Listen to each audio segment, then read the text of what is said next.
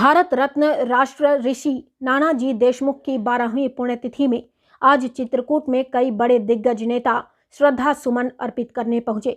मध्य प्रदेश के भाजपा प्रदेशाध्यक्ष BD शर्मा, विधानसभा अध्यक्ष गिरीश गौतम, शिक्षा मंत्री इंदर सिंह, पर्यटन मंत्री उषा ठाकुर, मंत्री विजय शाह, मंत्री राम खिलावन पटेल, मंत्री कमल पटेल, मंत्री रणवीर जाटव, मंत्री शैलेंद्र बरुआ सहित कई नेताओं ने पुष्प अर्पित कर नानाजी को याद किया।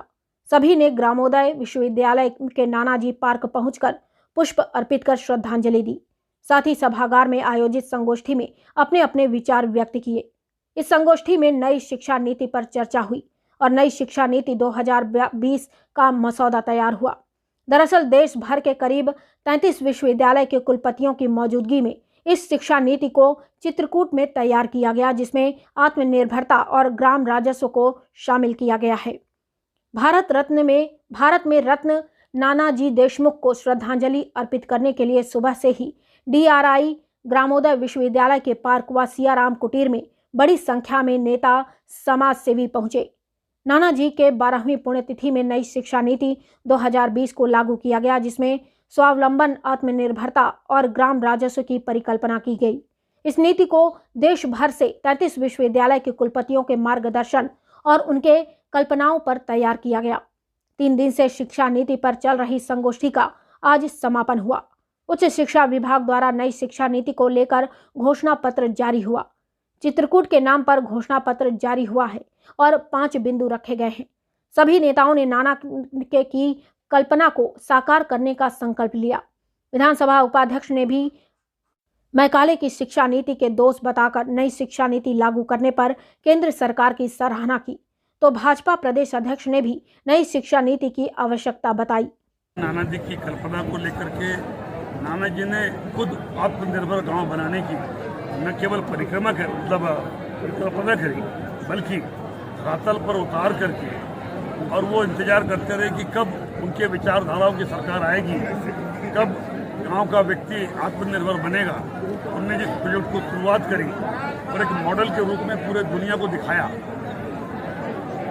कुछ देर से ही सही, जब हमारी मोदी जी की सरकार आई, नई शिक्षा नीति के माध्यम से, ग्रामीण विकास के माध्यम से नाना जी के सारे आदर्शों को रातल पर उतारते हुए उनके विचारों को सामने रख करके और उस अंतिम व्यक्ति की परिकल्पना को साकार करते हुए हमारी सरकार नियम कानून बना रही है।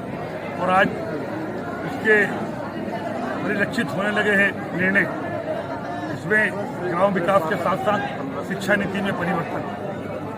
अभी जहाँ भगवान का ये कर्मस्थल रहा, नाना जी का कर्मस्थल रहा, और जहाँ से हमारे लिए प्रेरणा स्रोत से ये जगह कम नहीं है, बरसों से आते रहे हैं। भगवान सुमदगिरी की परिक्रमा है। आज दीनदयाल शोध संस्थान के द्वारा आयोजित इस कार्यक्रम में सम्मिलित होने आया हूँ और राष्ट्रीय संगोष्ठी जो वर्तमान नई शिक्षा नीति बनी है माननीय प्रधानमंत्री जी के अथक प्रयासों से, उस पर 2 दिन से देश भर के कुलपति यहाँ पर मंथन कर रहे हैं। मध्य प्रदेश पहला राज्य है जिसने इस नई शिक्षा नीति को इम्प्लीमेंट किया है। इसलिए जो 2 दिन यहाँ पर मंथन चला है कि ये सारा जो आज की नई शिक्षा नीति को कैसे हम इम्प्लीमेंट करें। तो इसमें सबसे पहले तो मैं नाना जी को श्रद्धांजलि देते हुए एक बात ज़रूर कहता हूँ कि नाना जी ने जिन बातों का विचार किया था, उनके जो विचार थे, आज इस देश की नई शिक्षा नीति में माननीय प्रधानमंत्री जी ने उन विचारों को आज की नई शिक्षा नीति में समाहित करने का भरपूर प्रयास किया है।